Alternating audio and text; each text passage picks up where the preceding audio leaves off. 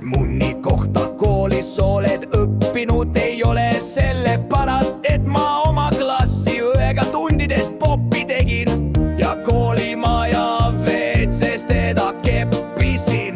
Meile peale sattus koolimaja koristaja, talle suhu spermased aluspüksid toppisin ja radiaatori külge koristaja mutti kinni sidusin koolis eksitundidest puudumiste tõttu. Sa ei tea, mis on sugudisi punane ääres, see munni otsa märjaks teeb enne, kui munni augu kaudu välja purskab sperma ja tühjeneb meestel ka eesnääre.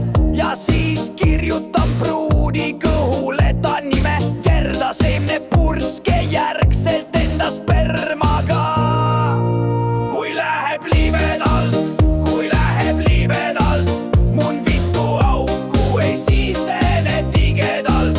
Kui limas kestad üksteist lõhki ei tuhra ja peenis tuppes ei koperda, valus on kui peenis ja vagina on kuivad. Mul õnneks töötab sugutisi punanääre ja peenis saab nikkudes libedaks. Sugutisi punanääre on selleks, et teha fallos nikkumiseks libedaks.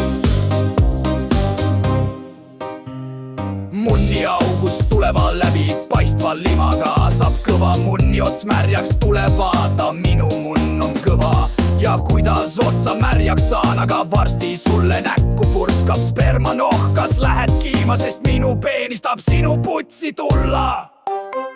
Mul raha sai otsa ja ma ei saa osta tureksi libestavat määret. Töökorras meil on sugune äärmed, keppige mõnuga Eesti rahvas. Peenisega mängimise jaksad vittu krahma.